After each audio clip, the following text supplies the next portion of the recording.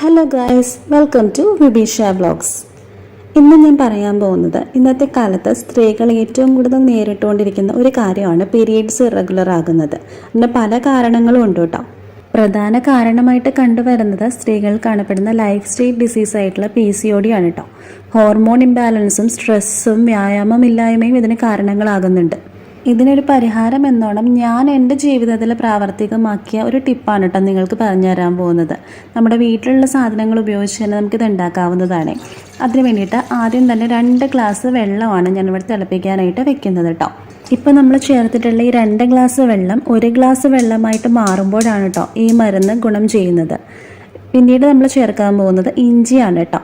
ഒരു ചെറിയ കഷ്ണം ഇഞ്ചി നമ്മളൊന്ന് ചതച്ചെടുക്കണം കേട്ടോ. ഞാനിവിടെ മിക്സിയിലൊന്ന് ചതച്ചെടുക്കുകയാണ് കേട്ടോ ചെയ്യുന്നത്. അത് നമുക്ക് ഈ വെള്ളത്തിലേക്ക് ചേർക്കാവുന്നതാണ്. അതിനുശേഷം നമുക്ക് ആവശ്യമായിട്ട് വരുന്നത് കറുവപ്പട്ടയാണ് കേട്ടോ. 2 കുഞ്ഞ് തണ്ട് കറുവപ്പട്ട കൂടി ഞാനതിൽ ചേർക്കുന്നുണ്ട്. അത് നന്നായിട്ട് പൊടിച്ചെടുത്തിട്ടാണ് കേട്ടോ ചേർക്കുന്നത്.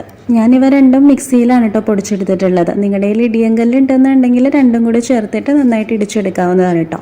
പിന്നീട് ഞാൻ ചേർത്ത് കൊടുക്കുന്നത് ഉലുവയാണ് കേട്ടോ. നന്നായിട്ട് തിളച്ച് 2 ഗ്ലാസ് വെള്ളം എന്നുള്ളത് 1 ഗ്ലാസ് വെള്ളമായിട്ട് കുറുകി വരണം.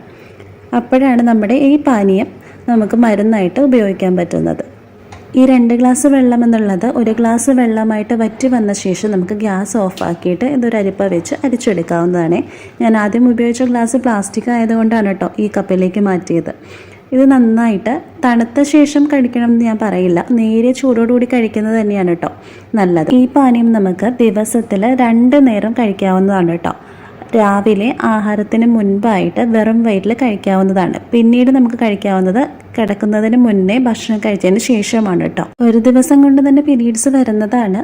ഓരോ ആളുകൾക്കും ഓരോ തരത്തിലായിരിക്കുമല്ലോ. ഇപ്പോൾ ഒരു ദിവസം കൊണ്ട് തന്നെ കഴിച്ചിട്ട് ആയില്ല എന്നുണ്ടെങ്കിൽ നെക്സ്റ്റ് ഡേ നമുക്ക് വെറും വയറ്റിൽ രാവിലെയും ആഹാരത്തിന് മുമ്പായിട്ട് കഴിക്കാം. പിന്നീട് വൈകുന്നേരം കൂടി നമുക്ക് ആഹാരത്തിന് ശേഷം കിടക്കുന്നതിന് മുന്നേ ആയിട്ട് കഴിക്കാവുന്നതാണ് കേട്ടോ. ഇത് നമ്മൾ കഴിക്കാൻ പാടില്ലാത്തതെന്ന് പറഞ്ഞാൽ പ്രധാനമായിട്ടും പ്രഗ്നൻസിക്ക് വേണ്ടിയിട്ട് ട്രൈ ചെയ്യുന്ന ആളുകളാണെങ്കിൽ അത് കഴിക്കാൻ പാടില്ല കേട്ടോ. ബ്ലീഡിങ് ഉണ്ടാവാൻ ചാൻസ് ഉണ്ട്. പിന്നീട് മുലയൂട്ടുന്ന അമ്മമാരാണെങ്കിൽ അവരും കഴിക്കാൻ പാടില്ല കേട്ടോ. പിന്നീട് എന്തെങ്കിലും മാരകമായിട്ടുള്ള ഹെൽത്ത് ഇഷ്യൂസ് ഉണ്ടെന്നുള്ളവരാണെങ്കിലും ഇത് ട്രൈ ചെയ്യരുത് കേട്ടോ. നമ്മൾ ഈ മരുന്ന് കഴിക്കുന്നതോടൊപ്പം തന്നെ നമ്മുടെ ജീവിതക്രമത്തിൽ ഒരു മാറ്റം കൂടി വരുത്തുകയാണെങ്കിൽ കൂടുതൽ ഉചിതമായിരിക്കും കേട്ടോ.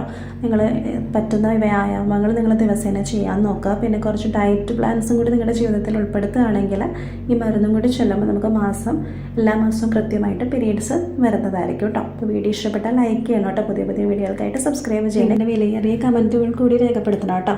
അപ്പോൾ താങ്ക് യു.